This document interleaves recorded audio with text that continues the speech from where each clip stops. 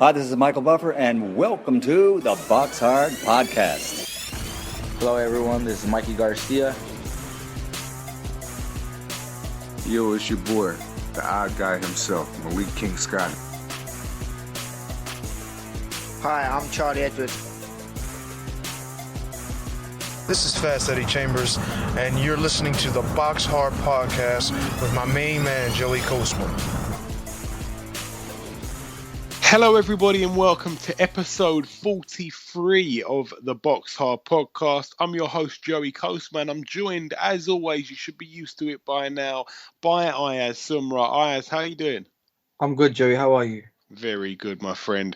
Very good. Now, on this show, we've brought you 3 guests. We'll be speaking to all of them in due time. And I tell you what, they've got a combined record of 63 wins and just 1 loss. What a serious caliber of fighters we've got on this week's show. So we've got a former world champion, we'll be speaking to him later, and we've got perhaps a new world champion come the weekend, and we've also got an undefeated heavyweight prospect. You know who the guys are. Of course, we're going to be speaking to them all pretty shortly. Now, we're going to waste no time. We're going to get straight into part 1. We're going to start with a fight that took place over in Japan. This was on Wednesday.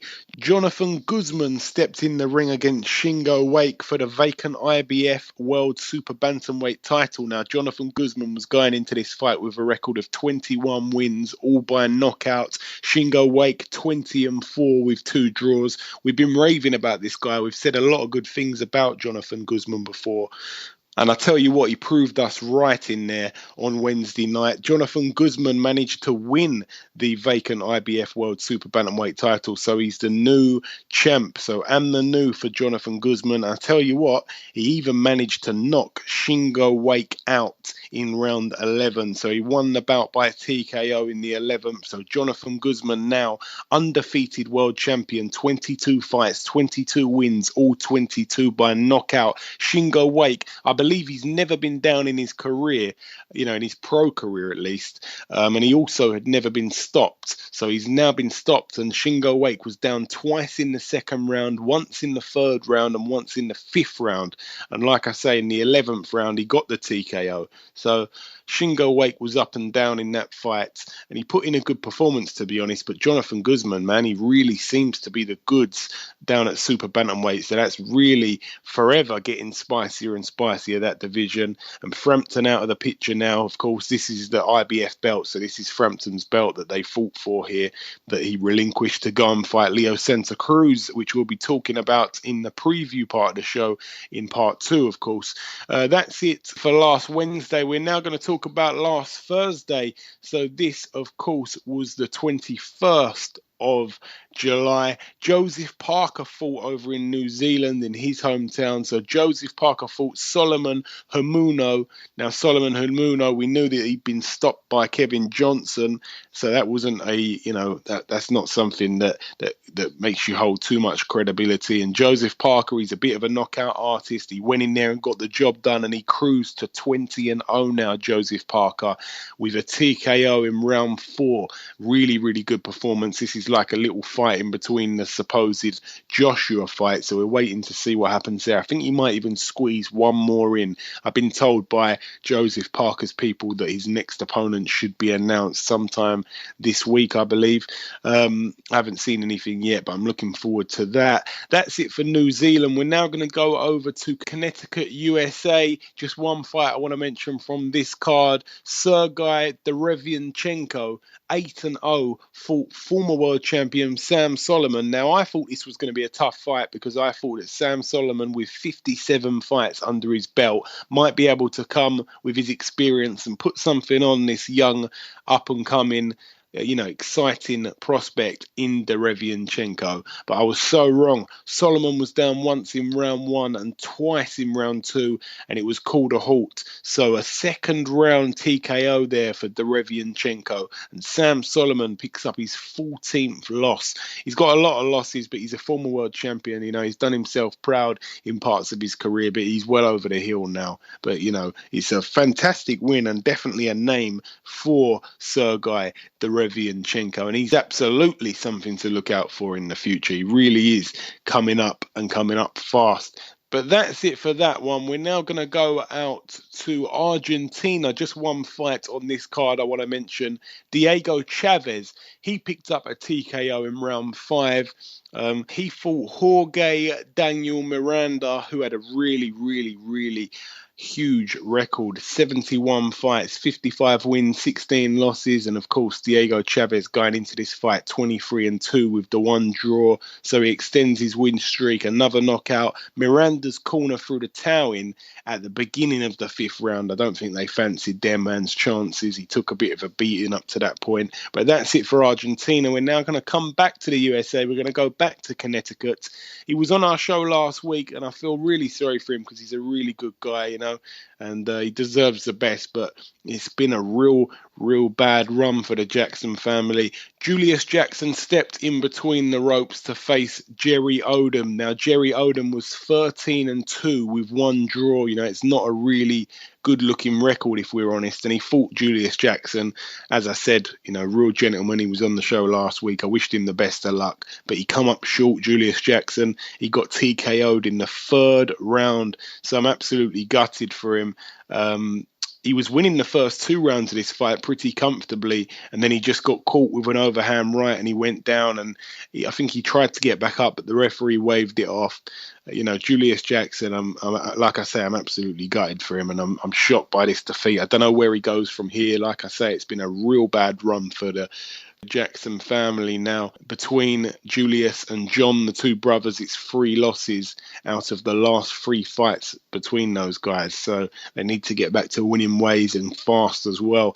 That's it for that one in Connecticut. We're now going to go over to the big one, Saturday night. Terence Crawford at the MGM Grand Las Vegas. He fought Victor Postol. Terence Crawford bringing his WBO World Super Lightweight title to the table and his 28-0 undefeated record to the table. Victor Postol bringing his 28-0 undefeated record to the table and also his WBC World Super Lightweight title. What a fight this was shaping up to be. Both men with a combined record of 56-0. Wow, oh wow. Ayaz, firstly, talk to me about this fight. What did you think of it? What can I say? Crawford is a genius. My word, he literally dominated Postol throughout the whole fight. In round 5, he dropped Postol twice, and obviously as the rounds go on, Crawford just got better and better, and obviously won the fight by 5 points. I tell you what, I must say, I thought, well, by 5 points, I thought that he won the fight by 15 points. Now, I scored it 120-105 because of the knockdowns, the point that was taken away. I've got to say, I was so impressed with the footwork of Terence Crawford. I think his footwork is absolutely fantastic. He looked really good on his feet, and he just looked strong. You know, his legs look really strong. Very mobile he was, and I was very impressed with that aspect. Also, the fact that he's naturally an orthodox fighter, and he fought from southpaw stance from the first round onwards. Basically, about halfway through the first round, he turned to southpaw. And I tell you what, Victor Postol was fighting like a man who hadn't been near a southpaw in his whole life. You know, he absolutely didn't know what to do, and he was such a problem. He just couldn't do anything about it. He was posing so many problems when he was in southpaw position. Terence Crawford, he was coming forward with the shots. He was on the front foot a lot, and then when he was on the back foot, he was controlling it as well. His speed was excellent. His power was really telling. You could tell that he's got a lot of power at 140. His accuracy was just second to none, and his defense was pretty good as well. Victor Postol was really going for it at times when he knew that he was behind on the cards, really swinging, and he just couldn't hit him clean with anything. He did land a couple of times, but it really didn't bother Terence Crawford at all. And the main thing that stood out to me is Terence Crawford's stamina. the fitness of this man is just incredible. He did look like, I know that I'm not too sure which commentator it was, but they picked up on the fact that they said, he could probably go about 25 rounds in here. I think they nailed it with that. I really do think he was so fit. He could just move. The movement was the key to that fight. He wasn't going to stand there and trade, and he just done really good. And in parts of it, he did stand and trade. And, you could see he was the better man inside, outside, everything. He just absolutely dominated him. I think we've got to say, because I've never been huge on Postal. I know it's easy to turn around and say this, but I haven't been. You can listen back to any of the podcasts. I've never been huge on him. I think he got that one win over Matisse, who's well over the hill, in my opinion. Matisse, he relies a lot on his big punch, and he beat him. And then all of a sudden, he fought him for the vacant title, and he beat him, and he won the title. And then that's it. This is his first defense of it. So, he was a world champion. He was 28-0 with 12 knockouts, I think. And I wasn't too impressed. I really got to be honest. And I think that Terence Crawford was going to beat him all day long. And I didn't expect it to be that wide. He did not win a single round. It was absolutely dominating from Terence Crawford. He's now being linked with the Pacquiao fight, and I can't believe I'm saying this, but I know that we spoke before the show, Ayaz. We both favour him to beat Pacquiao when Pacquiao returns to the ring in November time, I think they're thinking. Yeah, that's true. November time. Like Pacquiao, they're saying rumours that he could fight Vargas, and if Pacquiao beats Vargas, then this future fight between Crawford and Pacquiao could actually happen. Yeah, I hope so. I'm not sure, if Terence Crawford is ready to move up to 147 yet. But I tell you what, if he wants a big fight at 140, Adrian Broner, I know you've got a little bit of news on him, but that is a fight I would absolutely love to see. Adrian Broner against Terence Crawford, I think that would be absolutely incredible if that fight could get made. But I don't think it will, I really don't. But that's it for that fight there. We're going to move down the undercard. Alexander Gavodzic, I think I've got that right. I really apologise if I've got that wrong. I probably did get it wrong, to be honest. He was 10-0 going into his bout against Tommy Carpensi. Now, I tell you what, Tommy Carpensi was, he was supposed to get absolutely battered, really. And to be honest, he sort of did. But he put his man down in the first round. So just as the commentator was picking up on something about the odds, I think he was saying, this is a real depth in class here. This guy's going to be the next big thing, Gavodzic. And then next thing bang, he gets knocked down. And it was like, wow. Curse of the commentator. But he got back up on his feet, looked a bit shaky, got past that round there, sat in the corner, come out in the second round, respected him a lot more, to be honest. He kind of was a bit more cautious, but he got the job done in round 6. So he picked up a TKO victory, Gavods, and he moves on to what's next. That's it for that fight. We're going to move down the undercard once again. Oscar Valdez extended his winning record to 20-0 with a TKO in the second round. He had his opponent down twice in round 2. His opponent was the undefeated Matias Rueda, 26-0. Somebody's O had to go, and it was Rueda's. So Oscar Valdez, as I said, moves to 20-0. Jose Benavidez also extended his winning record to 25-0 with a unanimous decision win after 10 rounds over Francisco Santana. But that's it for the MGM Grand. We're now going to go over to Sunday. There was just one last fight to mention on the review part of the show before we wrap up this part, this segment of the show. Over in Ukraine, only one fight on the whole bill, apparently. Andrei Rudenko, 28-2. He stepped in there against Marcelo Luis Nascimento. Now, I said he's a bit of a journeyman, but he's got a winning record. It's strange. He's hard to land on. He's very awkward and tall. And Andrei Rudenko, I said he's going to do the business, probably by KO, and it happened. So Andrei Rudenko picked up the KO in round 3, so he moves to 29-2. Bunch of knockouts on his record now, and he marches on, of course, to bigger and better things. And that is really it for the reviewing. There wasn't too much on last week. I'm going to throw it over to you, Ayaz, now. If you could please bring in the news for us. Jürgen Bremer and Nathan Kevley will finally meet in a world title fight in Germany on October 1st. Yeah, he gets another shot Nathan Cleverly, and this time I really, really hope he can take it with both hands. You know, a lot of people think his best days are behind him.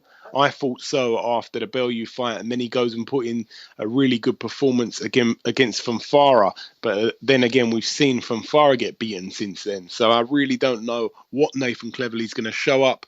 But this is a fight that's been brewing for a long time. It was actually on at one point a couple years back, I believe, when Cleverly was with Frank Warren, and for whatever reason the fight didn't happen, and now he gets his opportunity. So I hope he can take it and roll back the old Nathan Cleverly, because, you know, he was a good fighter, and it seems like we haven't seen him for a while now. He hasn't shown up.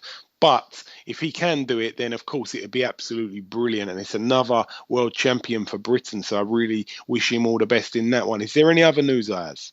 Yes. After almost 40 years as one of the most recognised voices in boxing, Sky Sports commentator and former WBC Lightweight world champion Jim Watt has decided to retire. Yeah, you know, a lot of people, to be honest, used to knock his commentary, and they used to say all these things about him. I think he's been pretty good at times. I don't really want to knock him too much. I think he's been good. He's been a good servant for the sport, not just participating in it as an athlete and as a world champion, but also, you know, taking to the microphones, getting his headset on. I think he's done a good job. I know that last year, I believe it was, he lost his daughter. She passed away very unfortunately. And I think, I'm not sure what it is, but I think he's probably just had enough. He wants to take some time out and give most of his time to his family, which he should do, And I wish him all the best in his retirement. I know he'll still be close to the sport in his heart.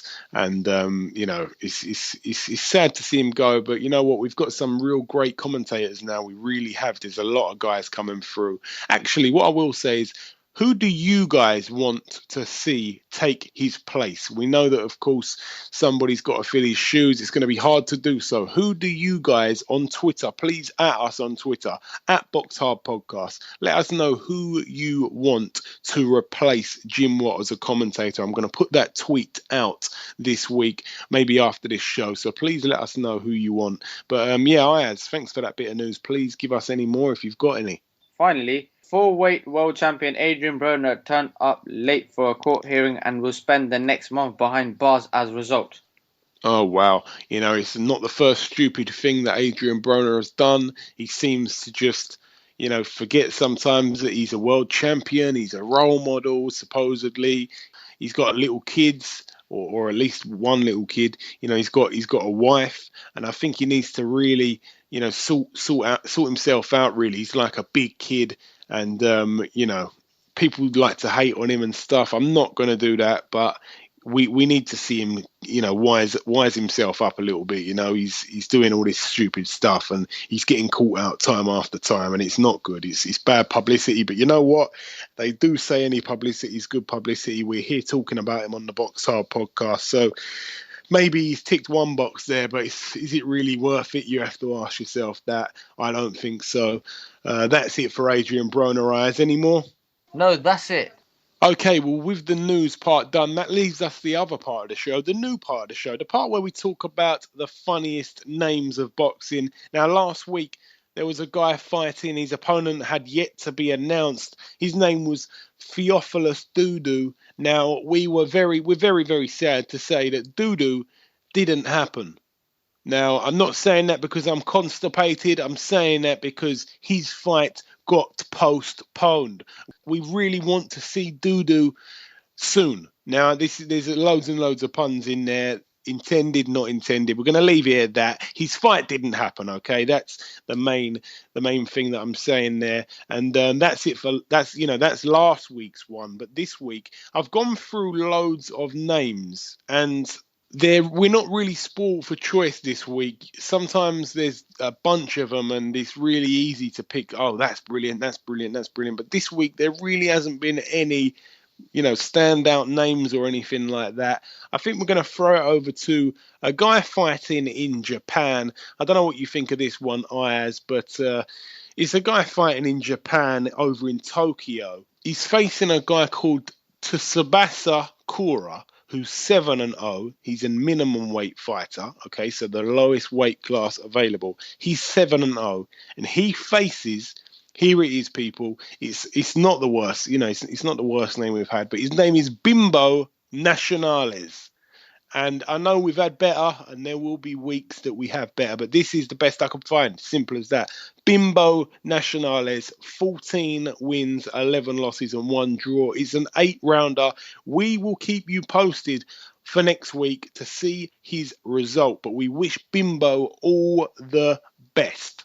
But that's it for the funny part. That's it for the news. That's it for the reviewing. It's now time to welcome our first guest. Okay, now it's time for our first guest on this week's show. He's challenging the Superman Adonis Stevenson on Saturday night for the WBC Light-Heavyweight Championship of the World. Ladies and gentlemen, please welcome Thomas Williams Jr. Thomas, welcome to the show. Hey, how you doing, guys? Very good, my friend. Yourself? I'm doing great, man. I'm doing great. Just winding down. Just waiting for the fight night. Now, just before we get on to your fight, sir, your fight, of course, on Saturday, I want to time travel back to 3 months ago, the 30th of April, the StubHub Center, Carson, California. You made a real statement in knocking out Edwin Rodriguez. Of course, he'd only had the 1 loss on his record at the time, and it was to arguably the number 1 pound-for-pound fighter on the planet, Andre Ward. Andre Ward beat him on points over 12 rounds. You knocked him out in the 2nd round. Ultimately, that win set up this fight for you. Talk us through that experience for you on April the 30th, because that really made your name in world boxing. I kind of knew from the previous fight that would be a good fight for me. You know, we fought on the same card November 13th in Mississippi, and they called me and asked me that I wanted the fight, and I said yes, of course. Man, I just trained hard. I watched the tape of Edwin Rodriguez, and I knew he would be a game fighter. I knew he would be a very stiff challenge, but we got the job done. Yeah, of course, and it was a really exciting fight whilst it lasted. One thing I will point out, come fight night on Saturday, it'll only be 12/13 weeks since April the 30th. Now, I don't know if you had any time away from the gym or not, but have you been able to prepare ideally for this fight, which is obviously, the biggest fight of your life? Yes, after I fought Edwin Rodriguez, I took the family to Puerto Rico. We went to Puerto Rico for about 8 days. I came back. We had like a barbecue, so I had a good 2.5 weeks of just downtime, just doing nothing, just relaxing and enjoying my win. It is a quick comeback, but that's what all fighters want. All fighters want to be busy. I don't believe in being too busy. All fighters want to fight every couple of months if they can, Yeah, absolutely. But have you been able to, how has preparation been? Have you been able to get the most out of the time? Are you happy with just 12 weeks? Because it's not too long, really, in between 2 fights, especially of this magnitude. Yes, I'm definitely happy. It's not like I had to take this fight. It was just an opportunity I couldn't refuse. I didn't get out of shape in the 2 weeks, so I came back in. Near my weight, everything was good. I think it's just the perfect time. Now, I want to ask your thoughts on Adonis Stevenson as a boxer and also a person outside of the ring. What are your thoughts on him, Thomas? As a boxer, I really don't see that much in his game. I think he's a power puncher. I really don't think he could box. I really don't. He's the WBC champion. I can't take that away from him. But he's definitely able to be beat, of course. He has 1 loss on his record like me. I really don't see that much in his game. He's okay. He's the WBC champion. That's all I can say. Okay.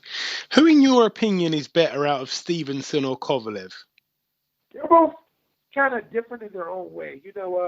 The better overall fighter, I would have to say Kovalev. So if those guys both fought, you think that Kovalev would win on the night? Well, they would never fight because I'm going to beat Adonis Stevenson. But if they did, I think Kovalev will win. I like that talk. A minute ago, you said he's a WBC champion. I can't take that away from him. but you can. I definitely think you got a big chance of taking exactly that away from him Well, come I Saturday can't take night. away from him as of now. Anything he did before me, I can't take away from him.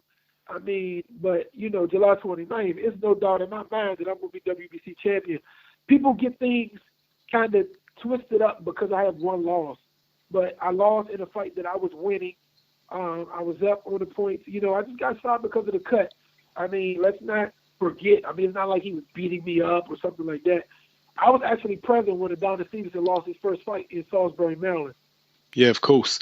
And just for those people, over in the UK, for example, that perhaps don't know, they're not too familiar with your fighting style, who would you say has got a similar fighting style to yourself? And also, in your opinion, has Adonis Stevenson fought anyone who's anything like you?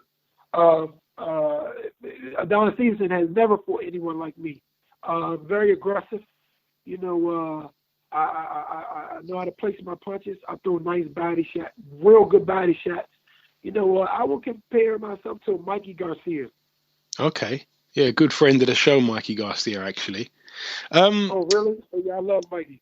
Yeah, Mikey's actually on our intro. Every show he's on the intro. He does a little bit of voice talking for us on there, which is great. Of course, this fight is going to be Southpaw against Southpaw. Now, I must ask you this, Thomas. I wanted to know. I mean, obviously you've only had the 12 weeks in between, which you're saying's fairly long enough for yourself.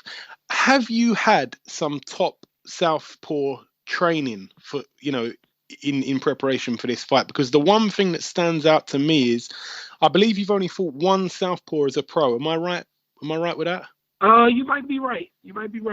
And that one Southpaw, I know that of course you wasn't getting beaten up in that fight, but it was to Campillo, which of course is the only blemish on your record. Oh, you're talking about me. Yeah, yourself, yeah. Oh no, I fought. I think this is like my sixth Southpaw that I fought. Oh, really? Fifth or sixth. Oh, okay. Because I was basically going to ask you, especially in recent fights anyway, of course, your only loss came to the Southpaw. Apart from that, all the top level fighters you've been in with have been orthodox fighters. Now you're coming up against a Southpaw, and Adonis Stevenson, his record against Southpaws, he's knocked all of them out, everyone that he's fought. I just wanted to ask you, have you had some ideal world level Southpaw sparring up to this point? Because I think it's a big factor on fight night to face arguably one of the best Southpaws in world boxing in Adonis Stevenson. Well, in boxing, you only can spar up to a certain level. To the point, the level that we're at, everybody that we'll fight, that will be sparring, that will be top level, will be a potential opponent. So we're not going to spar that high up in the ranks. That goes for Adonis Stevenson, that goes for me. I mean, I can go back to a fighter by the name of Peter Quillen. He fought. I forgot the fighter he fought, but he had Julian J. Rock Williams in training camp with him. He had Terrell Gachet, who's a 2012 Olympian, in camp with him. And he had one more person, and he said he gave up his best work in sparring. He looked horrible when he fought. He had that top level sparring. These guys are not guys, are sparring partner type guys. These guys are potential world champion athletes. And he said that he gave up his best work in sparring. So that worked in his as a disadvantage for him. So you sparring top level guys and guys that are world champions and everything. I don't think that's a good idea when you're preparing for a world title fight, because you don't want to give up your best work in sparring. You don't want to leave everything in the gym, and I think that's what you will do if that happens. Okay, that's a fair point. But of course, I'm taking it, you've had Southpaws in and you've done some good work with the Southpaws. Yeah, of course. That's great. Now, I want to ask you about a couple of fights that are coming up in and around your weight category. Of course, it's penciled in now for November the 19th, I believe, Ward against Kovalev. Now, I know that, you're saying that, of course, Kovalev is the man if it comes down to him and Stevenson. But how do you see the fight going with him and Andre Ward? Andre Ward still has to get past this guy on August the 6th. Yeah, of course, yeah. If he can get past this guy, which I think he will, I think it would be very interesting. I don't know who to pick in between Kovalev and Ward, but I'll definitely be present at the fight. I don't know who's going to win. I really don't know. It's definitely going to be a good one. Also, I wanted to get your opinion on a fight that's shocked everyone this side of the water. Kell Brook against Golovkin. I know it's a little bit underneath your weight class. It's a couple divisions down, but what do you think about that fight there? I pretty much follow boxing in every weight class. I like the fight, man. I'm a big fan of Kell Brook. Big fan of Kell Brook. I think he's the man at 47. I don't know about him moving up to 160 to fight Triple G. They did a press conference, I think, last week. He looks kind of small compared to Triple G. He looks real small, you know. It's going to be tough for him. I know that. It's definitely going to be tough. Yeah, for sure. And also, I wanted to ask you this. I wanted to ask you, which I have to ask this to every guy we speak to from overseas, particularly in America. Everybody that I speak to overseas, I have to ask them this. Who is your favourite? Now, you can have as long as you need to think of one, but who's your favourite UK fighter from history? It can be past or present. Past or present? Maybe Froch, maybe. Okay. Didn't expect that one coming out, but okay. Yeah, I know you didn't expect that one. So you was a fan of the Cobra Carl Froch, yeah? Yeah, maybe Froch. You know, maybe Froch. I mean, he only lost to, I think, Andre Ward, right? He didn't lose to anyone else. He lost to Mikhail Kessler as well. Really? Yeah, he avenged that defeat, but he lost to Mikhail Kessler on one occasion. Yeah, but like I say, he was able to avenge that one. But that's his two losses. And the reason I like Carl Froch, and he blasted George Groves. You know, George Groves was supposed to be this up and coming guy. He was supposed to be tough for Carl Froch, and he laid him out. Yeah, I mean, both those fights were absolutely huge, but yeah, he was the better man on the main night. On the second night, the actual deciding night, it was all strange on the first fight, obviously the premature stoppage, but that's another story. I just want to ask you for any kind of message to your UK fans, because when I put the word out that we were going to be speaking with you, it actually surprised me. A lot of people seem to be fans of you. I just wanted to give you an opportunity to thank anyone or give anybody a shout out, UK or USA, to be honest.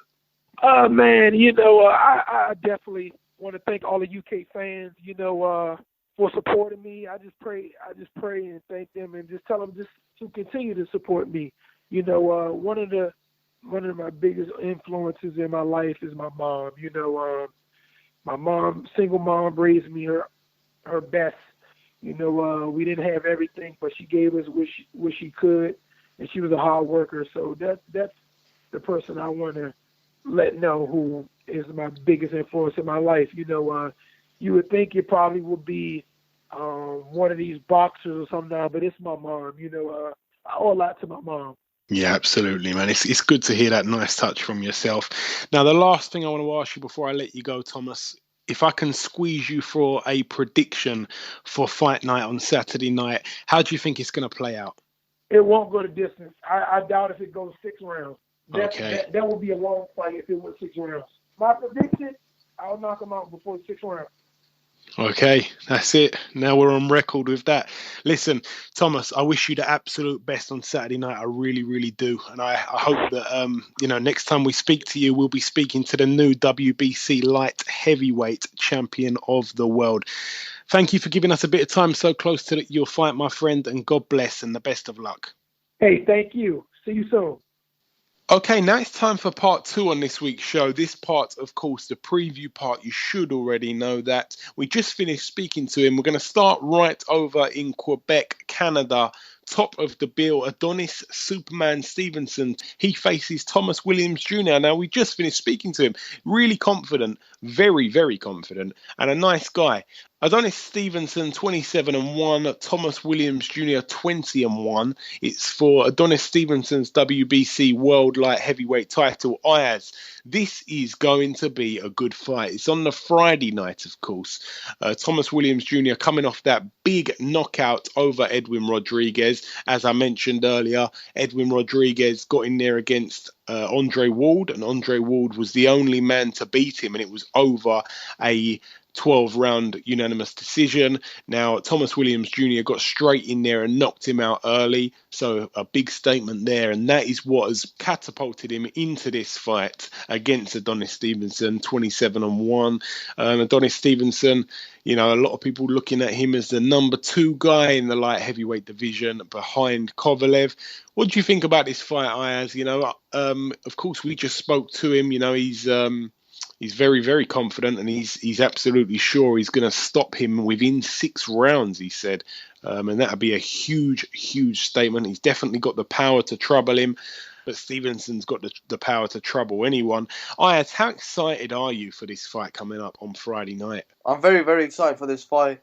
Both men can bang, and both men are going to go for a knockout. That's the only reason I'm excited for this fight. Yeah, it really is going to be a bang-up while it lasts. Also on that card, Oscar Rivas. He's 19-0 at the moment, an undefeated Colombian heavyweight prospect. He faces Jeremiah Carpensi.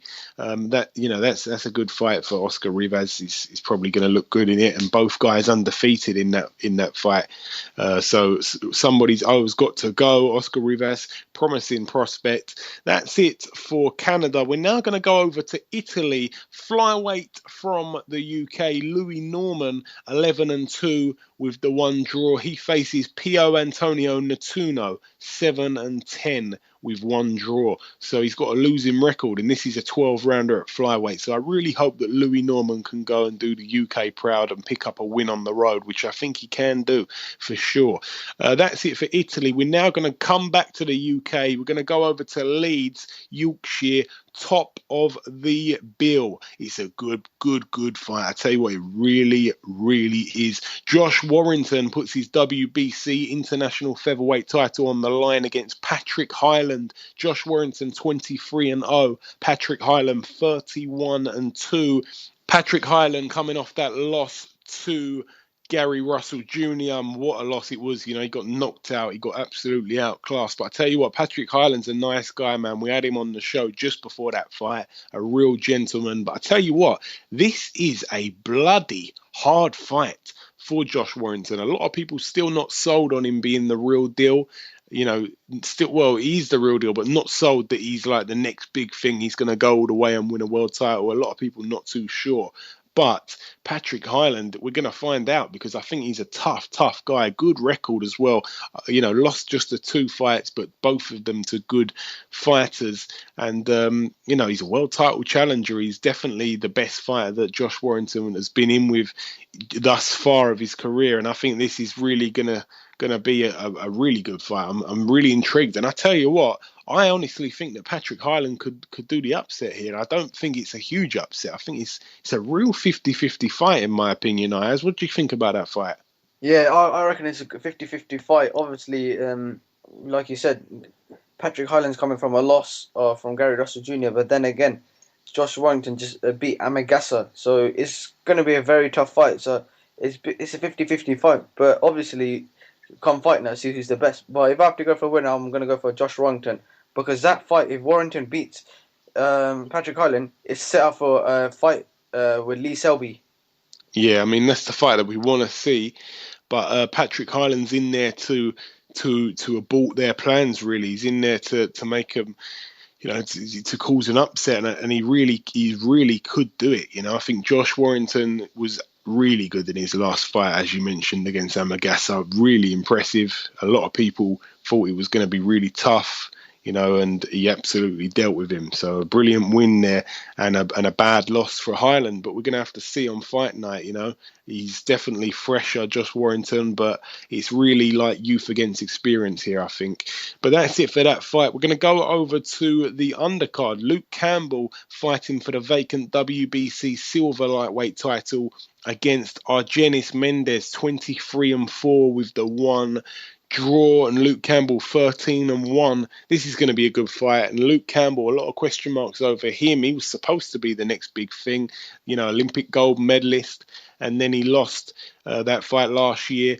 And I tell you what, he's looking to turn it around, and he means business. I think we're going to see a really impressive Luke Campbell on fight night. Also on that card, Tyrone Nurse puts his British super lightweight title on the line against Tommy Coyle. Tyrone Nurse 33-2 with the one draw. Tommy Coyle 22-3. This is a really good fight as well. Another 50-50 in my opinion here. A lot of guys tipping Tyrone Nurse to win. I think he's the favourite. But Tommy Coyle, he's been taking this really serious. I think he sees this as like a last chance saloon for him. So both guys really, really hungry here. A lot of good fights on this bill, I really have to say. Also on this bill, Gamal Yafai 9-0 faces Josh Wow 20-8 with the two draws. A lot of guys going with Gamal Yafai to win this one. It's for the Commonwealth Super Bantamweight title, the title that Gamal Yafai holds. We know that he looks the real deal. He really does. He's only fought limited opposition at the moment, but he's very promising. He hasn't really put a foot wrong. He's been in deep water a couple of times actually, and he's come through it pretty comfortably. But Josh Wow, he's a good fighter, a lot more experience on his side. 30 fights under his belt, but I definitely have to go with Gamal Yafai for this one.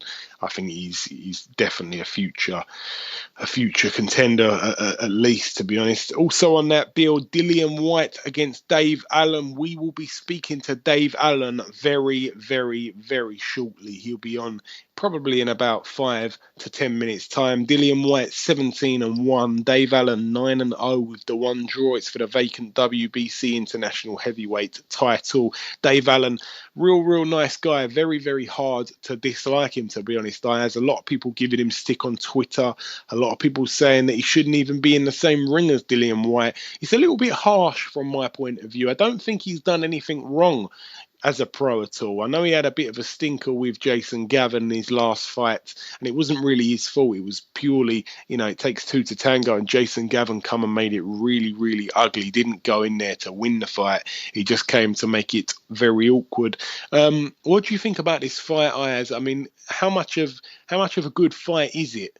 I reckon it's a good fight. Obviously, they've both been making the fight huge by the trash talking and that. Now it comes to getting down and fight night. This is for the WBC International Heavyweight title. So it's going to be a very good fight. Obviously, if Whyte wins, there's rumour, speculation that could set up for a fight with Dereck Chisora. Yeah, there's talks of that. There's also a lot of trash talking this week from Antonio Tarver.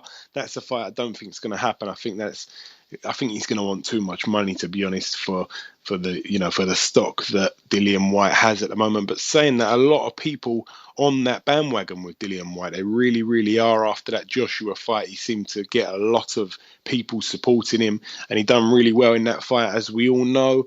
But it's going to be a good fight. I really think it is. I think Dave Allen has been trying his best to get a big fight, and he's landed it here. Maybe it's come too soon, I don't know, but the best man will win. I like both guys. I'm not gonna start picking winners and stuff like that. I really do like both guys. I really wish them both the best of luck and may the best man win. Also on that card, Ryan Bennett 13-0 puts his WBC International Bantamweight title on the line against Cesar Ramirez 12-2. Ryan Bennett, we know that a lot of people are talking about him being in a world title fight within the next year or so. So that's very, very early. He's only 13 fights in at the moment. He'll be 14 fights in come Saturday night. But, they're looking to move him fast, and he's got all the skills and quality, and Adam Booth absolutely raves about him. I know that he trains him, of course, but he says he's like the most talented fighter he's ever seen, he's ever been in the gym with. So that's really good, encouraging stuff to hear about Ryan Bennett, and I wish him all the best of luck for Saturday. Also on that card, Sam Eggington 17-3. He faces Dazza Usher 9-6. It's a 6-rounder. at welterweight. Sam Eggington really looking to get back in there from that loss to Bradley Skeet. Bradley Skeet, we had him on the show last week. He'll be in Cyprus now. He's having the time of his life. I've seen the pictures. He looks in tremendous shape. I know he's going through the paces out there as well, but it's not only that, it's also a little break for him, which he definitely deserves. So Sam Eggington, we wish him the best of luck, and I'm sure he'll get the job done in good fashion. Also on that bill, the return of fun-time Frankie Gavin. He's been out the ring. We're not going to talk about why, but there's a few things that's gone on outside the ring, and we're happy that he's able to return, and he's got a record, of course, of 22-2. He faces Ivo Gogosevic, 12-16 with 2 draws. It's a 6-rounder. It's at welterweight, so Frankie Gavin still campaigning at 147. And I can't wait to see him back. To be honest, I really think that little timeout might have done him a bit of good. I know it may not feel like that sitting on the sidelines, but he's had that time out to think and recalculate, and I'm sure he's going to come back really, really hungry for it. Also on that bill, I didn't even know he was on the bill, but it's good to have him on there. Vincent Feigenbert's 22-2. He faces Wilmer Gonzalez, 19-10 with 1 draw. It's only a 6-rounder, of course, at super middleweight, and Vincent Feigenbert's is probably going to get the job done in style here. Also on the card, 2 prospects.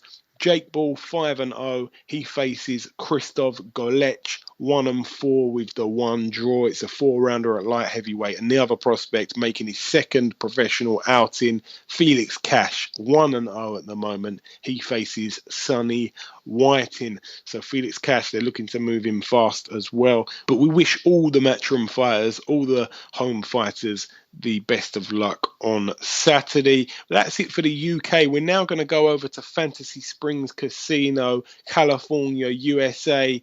Joseph Diaz Jr., we've talked about him a lot on this show. He's 20-0 at the moment. He faces Victor Proa, 28-1 with 2 draws. This is a real tough test for Joseph Diaz, but one that I'm sure he will prevail in. He's a really good fighter. I'll tell you what, he really, really is. I've said it a million times on this show now. He's definitely one to look out for. It's a 10-rounder at featherweights. That's all I can say. He's going to probably go in there and get the job done, maybe even by knockout, but this is a real tough fight. It really is. So we wish Joseph Diaz all the luck in the world. Also on that card, Antonio Orozco, 24-0. He faces Abner Lopez, 23-5. It's a 10-rounder at welterweight. Another good fight in a casino. I like the fights in the casinos. I think they're really good. But that's it for that place there. That's it for Fantasy Springs Casino. We're now going to go over to the Barclays Center, Brooklyn. This is a huge card. I really like the fights on this bill. I really have to say I do. It's not so much, when I say huge, I don't mean like a big number of fights. I mean some good fights. Now we're going to start with top of the bill. No, we're not. We're going to start with bottom of the bill. Danny Jacobs, WBA World Middleweight Champion. He puts his belt on the line. His opponent yet to be announced. His record 31-1, and we can't really say much about the fight because we don't know who he's fighting, but an incredible man. He's overcome cancer. He's gone and won a world title, and he's a true inspiration. So we wish the best of luck to Danny Jacobs. Also on that bill, the WBO World Female Featherweight titles on the line between Amanda Serrano, 28-1 with the 1 draw. She faces Kalita Silgado, 14-6 with 3 draws. So it's good to see the women's boxing get a bit of notice here, and it's on a really big bill. Also on this bill, Ivan Redkach, 19-1 with the 1 draw. He faces Tevin Farmer, 21-4 with 1 draw. This is 10 rounds in the lightweight division. Also on the bill, Paulie the Magic Man Malignaggi, 35-7. He faces Gabriel Bracero, 24-2. Paulie Malignaggi, we know that he's past his best now. Even he'll tell you that himself, but he's looking for one last run at the title. And, I wish him all the best of luck. He's an absolutely incredible guy. And, we're big fans of him here. I always have done. I've met him a couple of times, and he's a true gentleman. Also on this bill, the return of the undefeated world champion. We're going to be speaking to him again in about 5 minutes' time. Mikey Garcia, 34-0, 2.5 years out of the ring. He faces in a comeback fight Elio Rojas, 24-2. Now, Elio Rojas is a former world champion as well. So Mikey Garcia coming back to the ring with no easy touches, no time to waste. He cannot wait to go. And as I say, we're going to be speaking to him in about 5 minutes' time, but I'm so excited to see the return of him, a true world champion, true pound for pound top 10 when he was active. We cannot wait to see him back. Also on this stacked bill, Sergey Rabchenko, 27-1. He faces Tony Harrison, 23-1, over 12 rounds in the 154 division. Sergey Rabchenko, he's being looked after by Ricky Hatton, and he's a good fighter, and we can't wait to see who's going to win this fight, because both guys have a combined record of 50 wins and just 2 losses, and the winner goes on to bigger and better things for sure. It's probably a world title fight next, I'd imagine, for one of the, for whoever wins it. And now the main event, Ayaz. I know that you've been looking forward to this fight for a long time. Leo Santa Cruz, 32-0 with the 1 draw.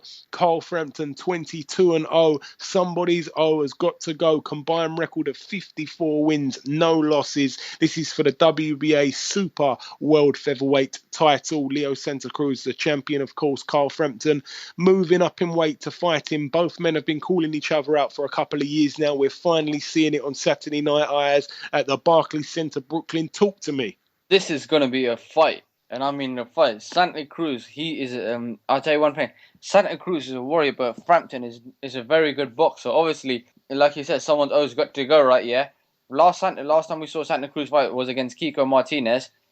And obviously, Santa Cruz knocked him out within the 5th round.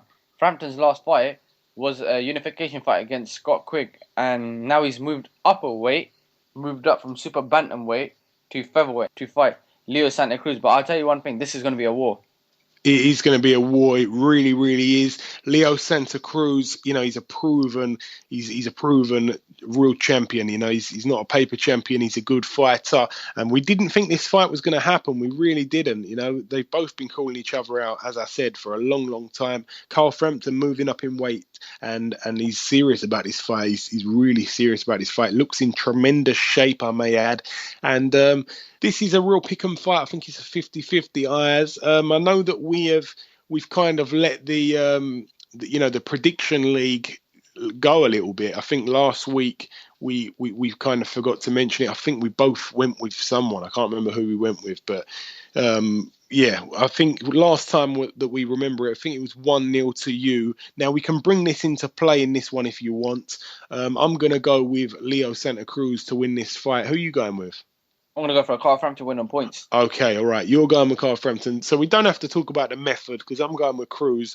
You're going with Frampton. So we're going to put that on the line. So it's either going to be 2-0 to you or 1-1. All right. So you keep the scores.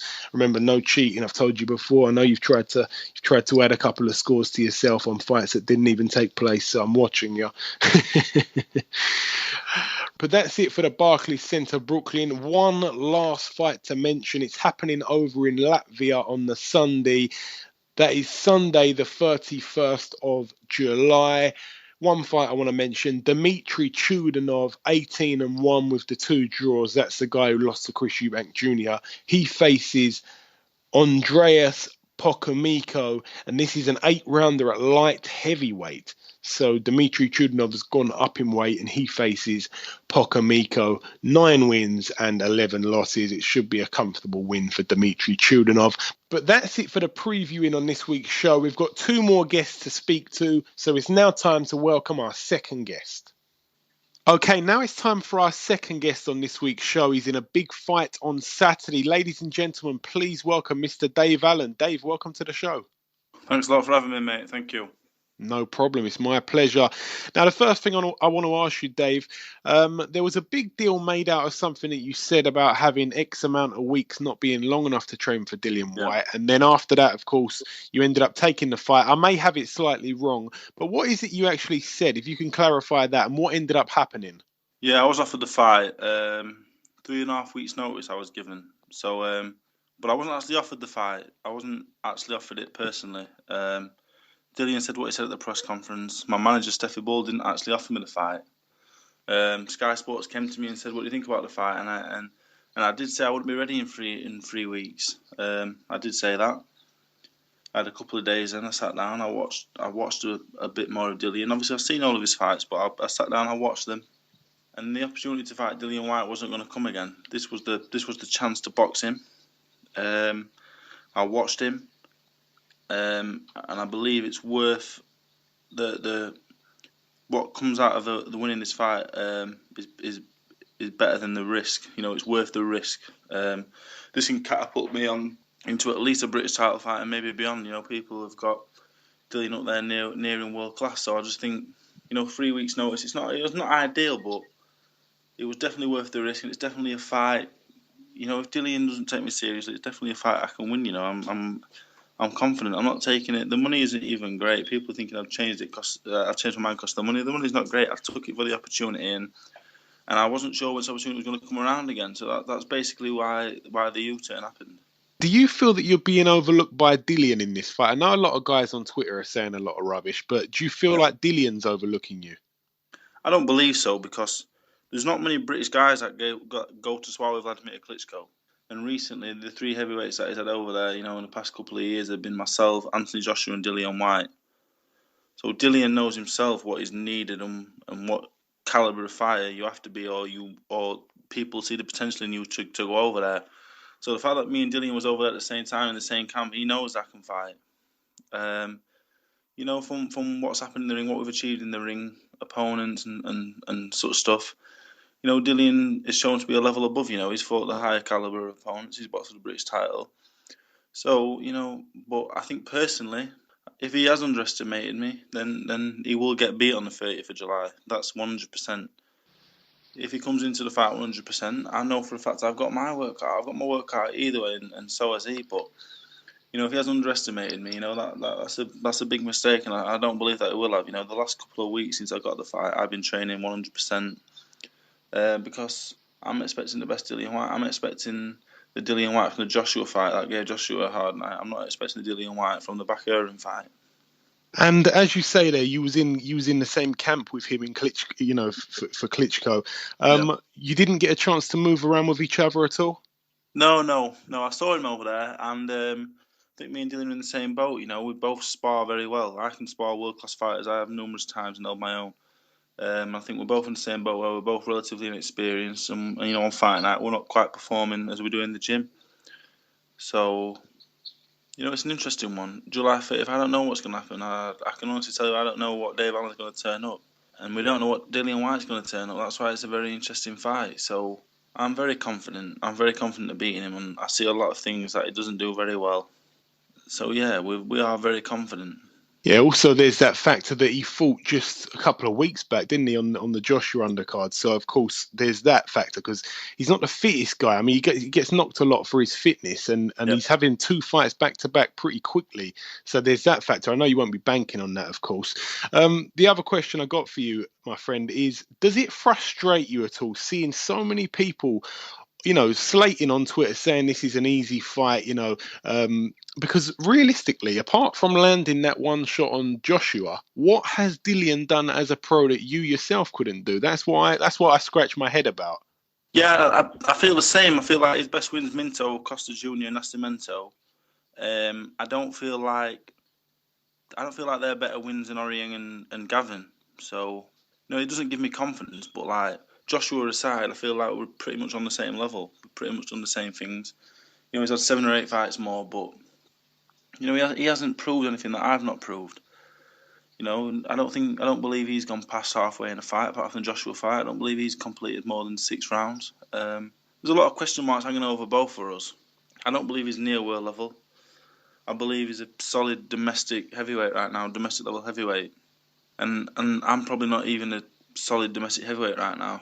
I'm looking to make that transition to that level on the 30th of July by beating Dillian Whyte. If I do so, I put myself as I'm a British title level heavyweight, no more, no less. And if I come up short against Dillian, I'm not quite ready for that level yet. I'm very I know where I'm at.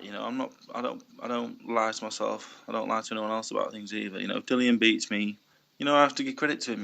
He doesn't gain anything by beating me, and I've got everything to gain and nothing to lose. So I do give him props for taking the fight in that respect. It's quite funny because a lot of people on Twitter who say this stuff, people come back at them and say, and what is this based on? If Dillian's going to win so easily, what is this based on? And they don't ever reply. I've noticed that a few guys are questioning them.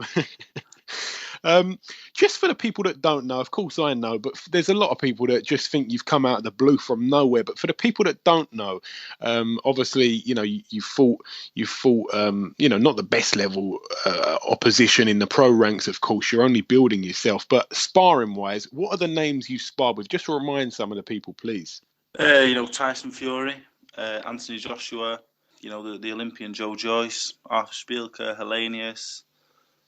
Fraser Clark, he's rated in the top 10 in the amateur game. There's so many I forget. I do forget. I can usually reel them off. Vladimir Klitschko. I feel like I've definitely sparred the top 3 heavyweights in the world right now. Maybe Deontay Wilder may have something to say about that, but I feel like I've sparred the 3 best heavyweights in the world. Yeah, for sure.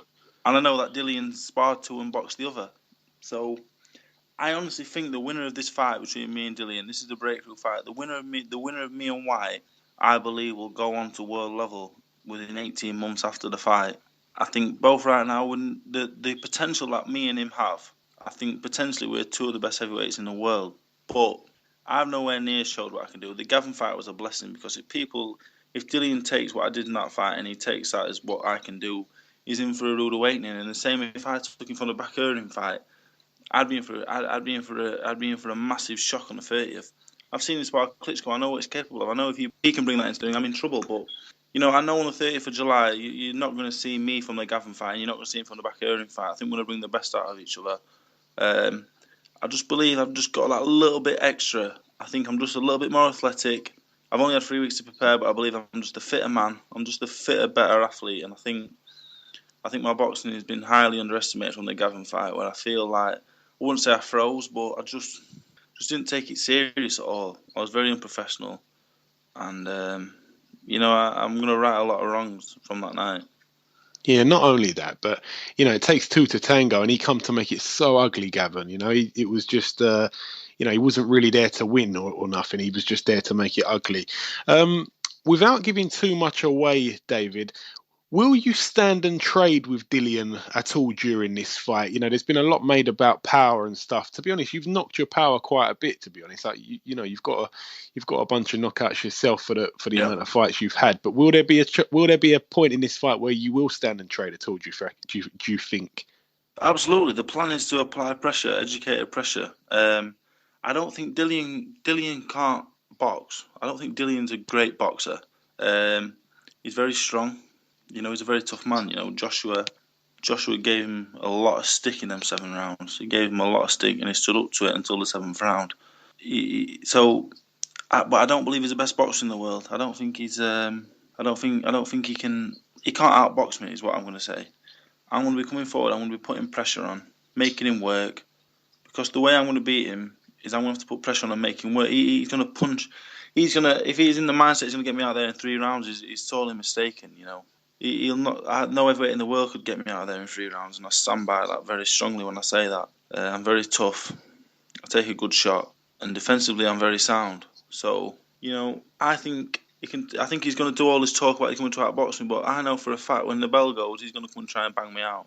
And if he does, he's going to play into my hands. I want him to do that. People might think he's stronger than me, punches harder than me, so he'll come out and he can just blow me away. He'll definitely not blow me away. I'll be there for the 10 rounds. If I don't stop him, the fight will go 10 rounds. I will not go anywhere. I'm very steady and I'm very fit, just physically fit. And if he can box, if he is a good boxer, if he's going to outbox me, and he keeps it on the outside, it's going to make it. It will make it hard work for me. I'm not the best boxer in the world. I can be outboxed, but I don't think I can be outboxed by Dillian Whyte. There was a bit of nobody quite knew what was going on. Everybody wanted this fight to be for the British title. The boxing board have refused this. If you could just sum that up for those that don't know, what actually happened? What were the reasons behind it not being a British title fight? The board knocked it back because of my inexperience. They said I was inexperienced. So That's basically it. I've not done a scheduled 10 round through no fault of my own. My last 2 fights have been title fights. The 10 round supposed to be over the 10 round distance. They didn't happen for one reason or another. I've ended up doing a 6 and 8. So, if them 2 fights would have gone ahead and I would have won them, this would have been for the British title. But as it stands, it's for the WBC international title. That it's nice to win a belt, but really it's meaningless to me because it gives you a world ranking, and I don't need a world ranking right now because I'm not looking for world titles. I'm about 2 or 3 years off that. 18 months, 2 years, maybe even 3 years off that. I don't have any. I'm not saying I'm world class because I'm not right now. I believe I can be one day, but definitely not now. So the WBC international belt, that's just something to make the fight look a little bit more glamorous. The belt means very little to me. The British title means everything to me. So successful against Dillian on the 30th. For me, this is a final eliminator to the Boxer of the Lonsdale belt. That's how I see this. Okay. The last 2 questions I've got about this fight in particular, because I want to ask you about something else after, just real quick for me.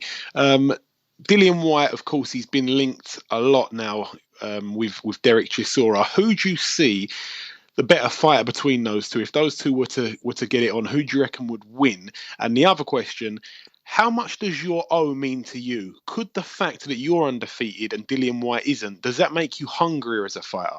Yeah, I think it works both ways. You definitely want to keep undefeated, but I think now Dillian's O's gone, he'd be more relaxed about things. When you're undefeated, the only thing you think about is, I don't want to be beat. I don't want to.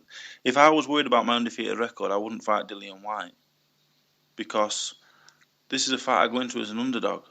If I had 8-week preparation time, I'd still go into the fight as an underdog. If I was scared about losing my O, I'd keep fighting Jason Gavin on a week's notice. I'd keep fighting Eastern European imports. I want to fight Dillian Whyte because I want to test myself. I know if I lose to Dillian Whyte, I know my level. If I beat Dillian Whyte, I know my level. That's what this is about. It's about finding my level. The O is very important. I don't want to lose anyway. If I had 50 losses on my record, I still don't want to lose. I'm a man. I don't want to be beat by another man in anything. So, the O it means everything, but at the same time, it means nothing at all. It means everything to me, but I want to test myself. I've been a pro 3.5 years, through fault of my own and through no fault of my own. My progress at times has been very slow, and it was time to step up. And who better than Dillian Whyte? Who better than my profile has gone through the roof. Dillian may not like the way I've gone about it, but we've all got to put food on the table, and we've all got to do the best for ourselves, and that's what I've done. And I'm very happy that the fight's come.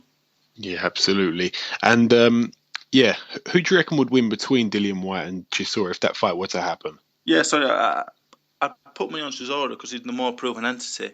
Chisora's proven where he is. I think Chisora is on the slide. But from what I've seen of Dillian Whyte, in all honesty, in the ring for real, because people who see me spar will say that's a world-class talent. They'll see me in the ring and say that's a work in progress. He's not even British title level yet. So from what I've seen of Dillian in the ring, he's a domestic level heavyweight. Where Dereck Chisora is now, I think he's above domestic level. I think in 2 or 3 fights' time, Dillian could beat Chisora, but right now he's not ready. The same way if I box Chisora tomorrow, Chisora I think could probably be too much. He'd be too experienced, and that's why me and Dillian are fighting now. The winner of this fight, this fight puts us on. The winner of this fight goes up another level. It goes up a level. I think this is the best fight that can be made at domestic level in British heavyweight boxing. While I think the board made the right decision for it not for the British title because I've not earned it, I think we are the 2 best heavyweights at domestic level right now. Yeah, without a doubt. Now, enough of that fight. I want to ask you a couple of fun questions now. Just a few, about 4 or 5 questions. If you could put your promoter's hat on and you could make any fantasy fight right now happen in world boxing, I'm not talking about your Muhammad Ali versus your Tysons, but anyone who's currently on the scene, any weight, what fight would you put on? What fight would you like to see most in world boxing right now? Personally, I would like to see Tyson Fury, Anthony Joshua. Oh. As a British heavyweight, and as a heavyweight that knows both men, that sparred both men extensively, that's a fight I want to see. I think the fight in 18 months' time will be the biggest fight in boxing. Right now, I think Tyson will be too much for him. 18 months' time. Thing is, I give Anthony a lot of stick on Twitter. It seems like stick. It's not stick. I've got a lot of respect for the man, and the man is a tremendous athlete. Offensively, I don't think there's a better heavyweight in the world. I've sparred him numerous times. Offensively, I think offensively he's better than Tyson, but defensively there's so much there to work on, and I think he needs to fight Stavern. People saying Stavern's a little old, he's a little past it. Stavern will give him rounds. Stavern is tough, and if he takes Stavern out, he just proves again that offensively he is at the highest level. So yeah, Joshua and Fury is one that I'd like to see. I'd like to see Tete and Rigondao. That's a fight I would like to see. Oh, you're reeling these ones off, man. Man, you should be a promoter because you put on some serious fights. Those two are definitely ones that a lot of people would like to see, Dave. I was going to actually ask you, Wilder against Joshua. I know that it's a fight that I think both parties are both going to try to avoid for the near future. But if that were to happen right now as their next fight, who do you see winning that one? I think that's a real 50-50. I think offensively, both of them are very wild, and they've both got a lot of defensive frailties, and they both punch hard enough to take each other out with one shot. So I see the same with Parker. I think Parker and Joshua is a great fight for the fans. You say that about a lot of heavyweights, 50-50, whoever lands first, but Parker and Joshua are both good enough to land it on each other. You can get to heavyweights and say, oh, they hit each other, but the likes of Breezy was never going to hit Joshua.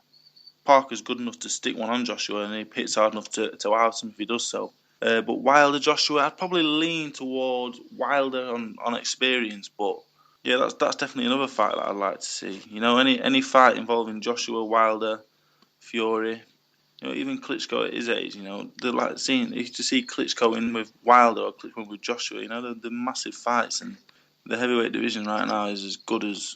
If all these names do get in the ring with each other, it's going to be an amazing 18 months, 2 years coming up. Yeah, for sure.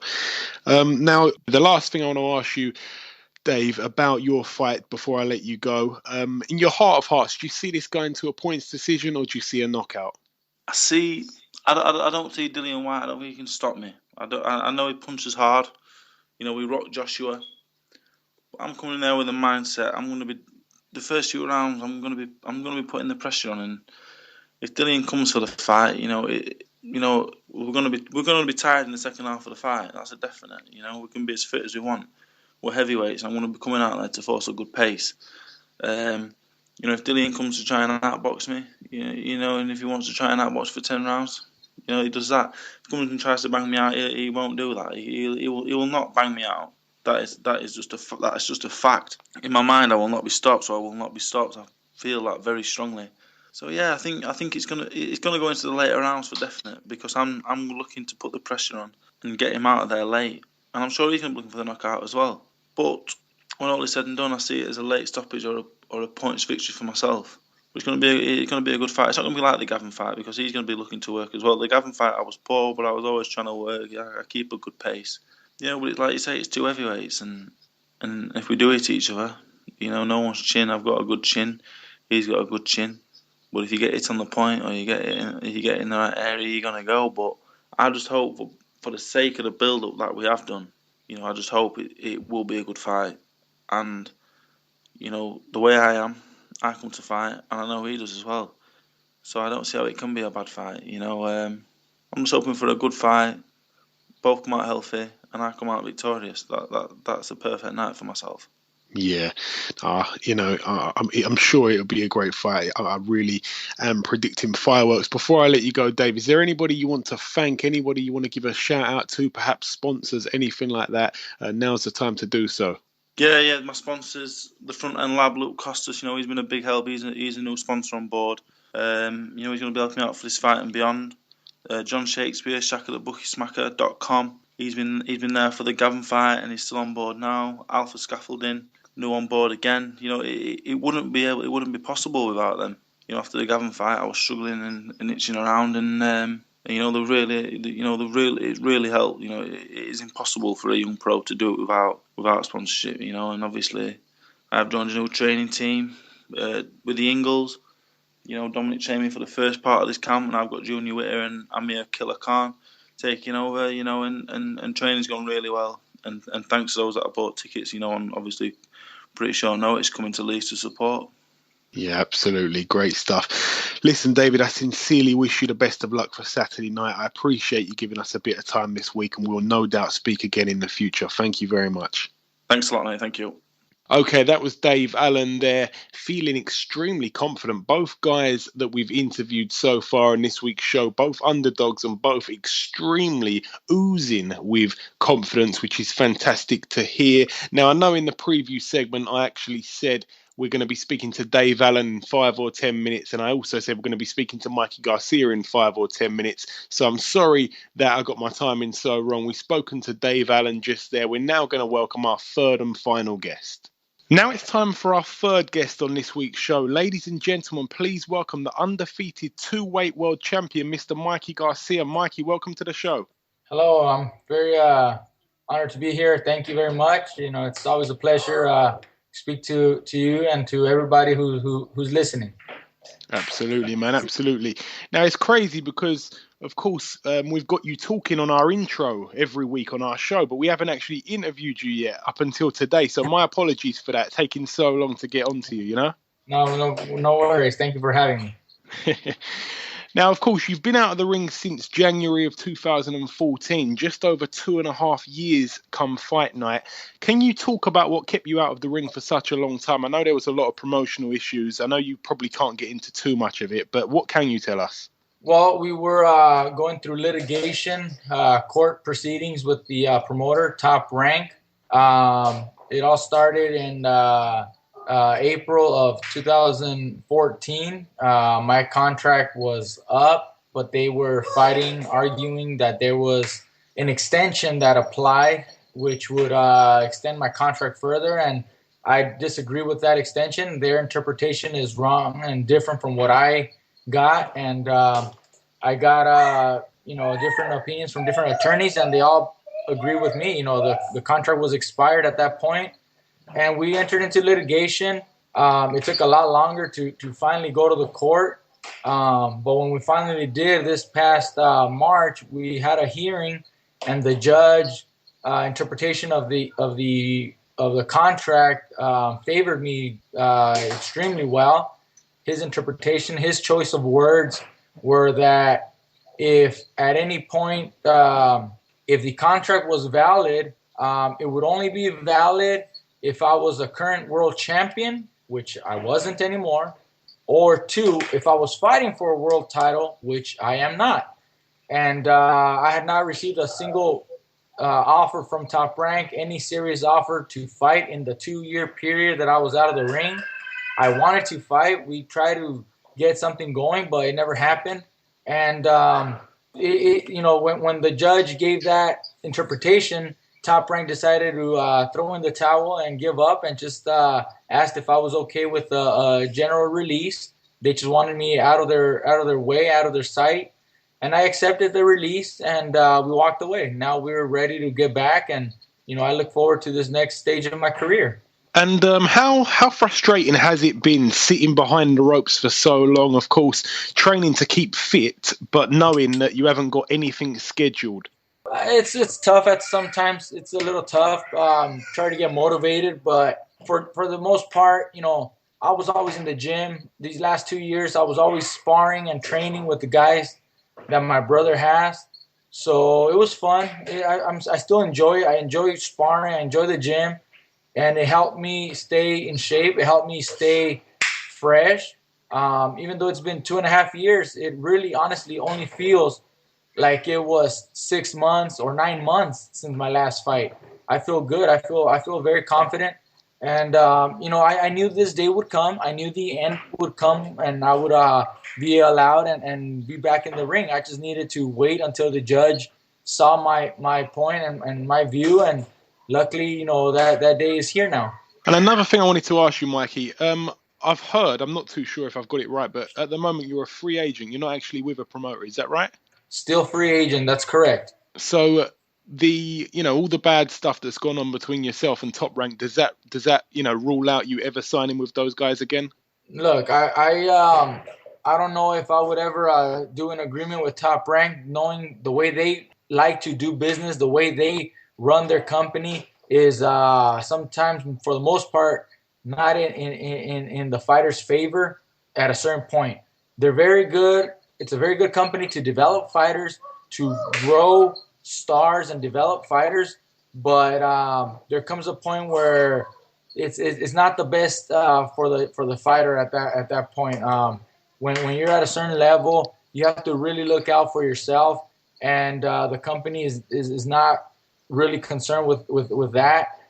They have a process of running their business, and it's not in my favor. So if they were to change their ideology and change the way they do business and allow me to fight for them in the future, or if there's a few fights that are very, very interesting to be made and they're willing to work, we could always work together. But in the present time right now, I don't see it happening. There's other options for me. I can do other things and continue my career without a top rank. Yeah, I understand that completely.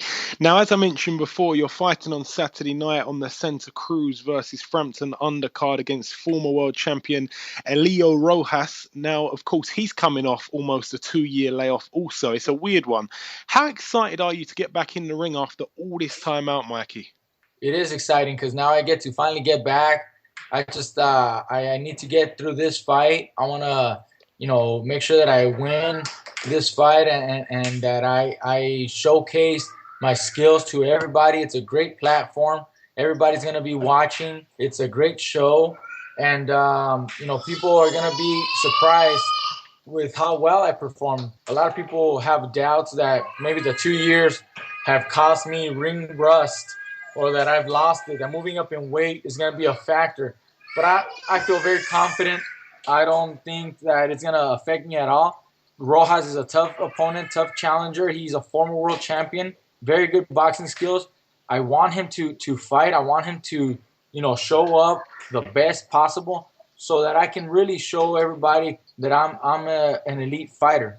And I did want to ask you that. I want to ask you, why this opponent? Because take away the long layoff that you both had, as you said just there, he's a former world champion and he's an all-round good fighter. Why such a tough comeback fight, Mikey? We don't want to be picking on anybody that's completely going to just get knocked out in one round. We probably could have chosen another opponent, and it would have been okay because of my layoff. But I didn't want that, I wanted somebody who is worthy of fighting and getting in the ring with me. A former world champion like Elio Rojas is perfect. We had other names mentioned to us, but they were either denied or they rejected the fight. And Elio Rojas stepped up to the plate. He accepted the fight. He was ready. He's ready for the time that we needed him. So we decided to go with him. Is there any chance those 2.5 years outside of the ring may have swallowed your prime, Mikey? How confident are you that we're still yet to see the best of Mikey Garcia? I am in my prime. I was off for 2 years, but I'm only 28 right now. I feel strong. I feel healthy. I feel very, very confident. I've been in the ring the whole time in the gym training, so I don't feel like I've lost anything.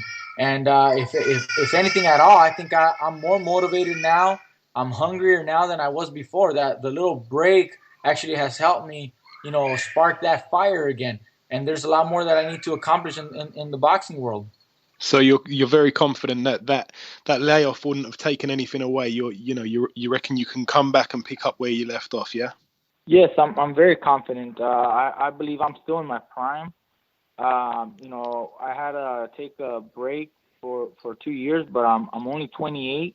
I was never injured. I was never hurt. So I feel very, very, very healthy. I think my body is very healthy right now, stronger than before. I am moving up in weight, but that's something that I had already planned prior to me taking the break.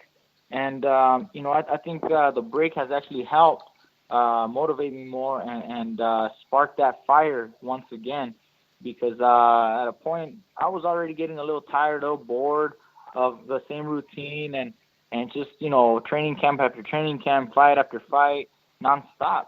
So the break has allowed me to enjoy myself, have time to myself, have a nice vacation, and I'm back. I'm hungrier now. I feel great. There's a lot I want to accomplish, more titles that I want to win, and I'm sure people are going to be very happy with the way I perform. Yeah, me for one. Now, this fight you're having on the weekend, it's at 140. You just said there that you're moving up, so you're basically officially going to start campaigning at 140. Is that right? This fight is going to be 140 pounds, but I plan on moving down to 135 pounds, the lightweight division.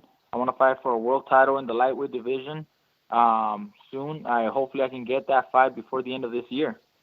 Okay, yeah, because when you said you're moving up in weight, I was just checking if it was like a long-term thing. If it's just for maybe this fight and maybe the next or whatever, then that's all cool. Because I heard a few whispers that you were perhaps trying to get Terry Flanagan in the ring, of course. Yes, well, the reason why, I was champion at the featherweight limit and super featherweight, both times for the WBO title. Terry Flanagan holds the lightweight WBO title, and that's the reason why I want him. I want that belt. I have preference for the WBO. He's the champion. He's undefeated, great boxer. Just had another victory this past week, and that's who I would really want to have a title fight with. I think it'll be a great fight, and I want to get that title in the lightweight division. Do you think, in your opinion, Terry Flanagan is the main man in the lightweight division? I know that there's obviously, you've got, the likes of Linares out there and also Anthony Crolla doing a lot of big things over here in the UK as well. Well, because Flanagan is undefeated, he's in his moment right now. He's very confident. He's a world champion. That's who I target right now.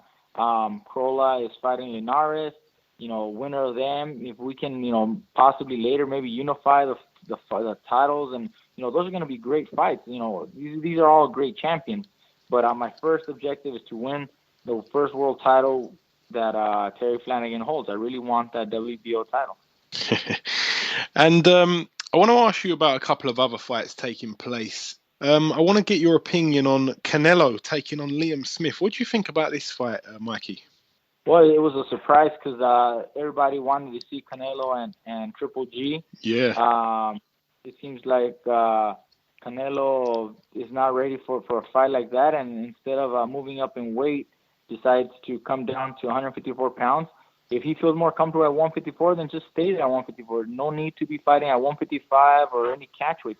Stay at 154.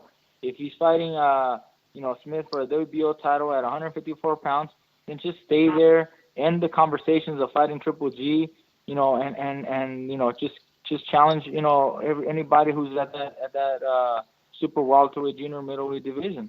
Yeah, for sure. Also, I wanted to get your opinion on Kell Brook against Golovkin. Realistically, most people would have liked to see Canelo fight Golovkin and Kell Brook fight Liam Smith, but it's gone the other way around. Yeah, well, you see, if Kell Brook is taking on this big challenge in front of him, I give him all the credit and all the credit he deserves for taking and believing in himself like that. But it's a big difference in weight, big size difference. It's not like Kell Brook is moving up to fight a small 160 or a 160-pounder who has moved up from the junior welterweight divisions and little by little gained momentum into the middleweight limit. It's not like when Cotto was there. Cotto's a small guy compared to the natural middleweights. Cotto was originally 140 pounds, then 147, 154 is already a stretch, and then 160. So you got guys that have moved up in weight, have accomplished titles there, but are naturally smaller guys. And Triple G is not that guy. Triple G is a huge 160. He's very, very strong. Kell Brook is going to have a tough fight, I think. He can box, and that's what I think he needs to do, box and make Golovkin miss and make him pay. And if he can do that, then he has a chance. But as far as size and strength advantages, Triple G has all those advantages. Yeah. Yeah, of course. Now, as I mentioned, you're fighting on the undercard of Leo Santa Cruz and Carl Frampton. How do you see this one going? A lot of people, from this side of the water, giving props to Carl Frampton for moving up. He's been shouting out Leo Santa Cruz's name for a couple of years now, so he's finally got the fight. But who do you reckon's going to win this one? I know what you're going to say already. No, well, it is a very, very good fight. It's a tough fight for both guys. Frampton, world champion, 122 pounder. At a time, Leo was also there at 122. So they're evenly matched. As far as the skills, they're both great fighters. I think that the height and reach that Leo has over Frampton might help him, but not so much because Leo doesn't really use his reach. He doesn't really box on the outside. He comes in throwing a lot of punches. And he's also, exposed to getting hit. So I think it's going to be a very even fight. It's a tough fight for both guys. They're both champions, so it's a very good fight. I have to side a little bit more with Leo for that edge in size. But, I'm sure Frampton is going to give him all he has. And it's going to be a very close fight. To me, it's almost a toss-up. It's almost a pick-em fight. It's almost 50-50. Okay. Now, I want to ask you this. It was a bit unexpected because we had Thomas Williams Jr. on the show earlier, and I asked him a question. I said to him, who would you say you've got a similar style to? And he said Mikey Garcia. And I said, whoa, that's a bit of a strange one. I didn't expect him to say that. And I said, Mikey's a friend of the show. And he said, I love Mikey. So I've got to ask you, how do you think his chances are going to be against Adonis Stevenson on the 29th? Well, Stevenson is, very, very heavy hitter, but, he hasn't really performed so well. He hasn't met expectations. He's had a few fights where people aren't very happy with the opponents that he has. So, I mean, it's a very good fight. I think, if he's well prepared, he comes in shape and wants to take that, that title and show everybody he's got the skills. He can definitely do that. Stevenson's getting older too. He's getting older, so it's not going to be one-sided fight for Stevenson. It's actually going to be a very good fight. I like his chances. Yeah, me too. Thomas Williams Jr. said that he reckons he's going to knock him out within 6. So we got our fingers crossed that he can do that. If you were a promoter, if you could promote any fight in the world of boxing right now, not like those crazy fantasy fights, one guy from his prime against another guy, but in today's boxing, so all current boxers, what fight would you make if you could see any fight in any weight class? Well, you would match a few guys. I would like to see Triple G and Canelo. I would also like to see, which I think from what I know, it's going to happen later, in the year, Ward and Kovalev. I think that's happening in November maybe. So those fights are very interesting. In the smaller weight classes, you got guys like Chocolatito versus Estrada. I think that would be a very good fight. And around my division, I mean, you got Crawford. I would love to fight Crawford. I mean, those are the matchups that you need. You gotta have, every once in a while you need those matchups between two world champions in that division, and that determines the man. And you got guys, right now Linares fighting Crolla. That will, also be a great match, very great matchup for the lightweight division. So sometimes you do get them. Sometimes because of politics and business, you're not able to get the fights that we want. But those are fights that I think everybody can agree are great matches, and everybody will be enjoying. I have to ask everybody this from the United States and any other country, to be honest. Who's your favourite UK fighter, past or present? I had always liked Ricky Hannon. He was exciting. He was aggressive. He came to fight. Great body puncher. He had great body work. And he brought the fans, man. The fans were exciting. I never got to see him live, but I saw him on the television. And, oh, my God, this guy brought in a crowd. And I've liked Ricky Hannon. And the last thing now, Mikey, one last question I'm actually going to throw in there. If it was down to you, who would you like to fight? If you could only get one fight, by the end of the year, would it be Crawford at 140 for the WBC and WBO titles, or would you rather fight Flanagan at 135 for his WBO lightweight title? I would go after Crawford at 140 because he's going to be holding WBO and WBC, 2 titles at once, Okay, interesting. Yeah, so just before I let you go, Mikey, any message to the UK fans? Because a lot of guys absolutely love you over here. Everybody I hear speaking about you over here always says good things, and we've been desperate trying to find out what's going on, and we're so excited that you're back. So a message for any UK fans supporting your journey. Well, I just want to say thank you very much for the support. I hear you guys are big fans, and I know it's boxing is huge out there. I really wish I can come out there sometime and maybe get a fight out there, and then so you guys can have a chance to see me live. It might end up being against one of your fella fighters, but it'll definitely be a great fight. So I appreciate all that. Thank you very much for all the support. And, just look forward to the next stage of my career. It's going to be a memorable one. Absolutely. Excellent stuff, Mikey. Listen, it's been an absolute pleasure having you on the show finally. It's great to have your voice on the intro every single week. So I just want to give you a special thank you for giving us a bit of time on this week's show, my friend. So close to your fight. I wish you the best of luck for Saturday night. Thank you very much. You're welcome very much. Thank you. Appreciate it. Okay, now it's time to conclude episode 43 of the BoxHard Podcast. I've been your host, Joey Coastman. Ayaz Sumra has been Ayaz Sumra. What a whopper of a show, if I may say so myself. We've spoken to Mikey Garcia, we've spoken to Thomas Williams Jr., and we've spoken to Dave Allen in no particular order. The best of luck to all 3 guys. I think it's the first time we've actually had 3 guys on our show that are all fighting on the upcoming weekend. We had no fighters on from last weekend, probably because there wasn't too much to choose from. There was hardly anything on, but I wish the best of luck to all 3 guys, and thank you very much to all of you for coming on this week's show. A massive thank you, as always, to the fans that make this show exactly what it is. Remember to tweet us on Twitter to let us know who you'd like to replace Jim Watt in the commentary seat. We'll be back next week with another big show, as always. Until then, take care.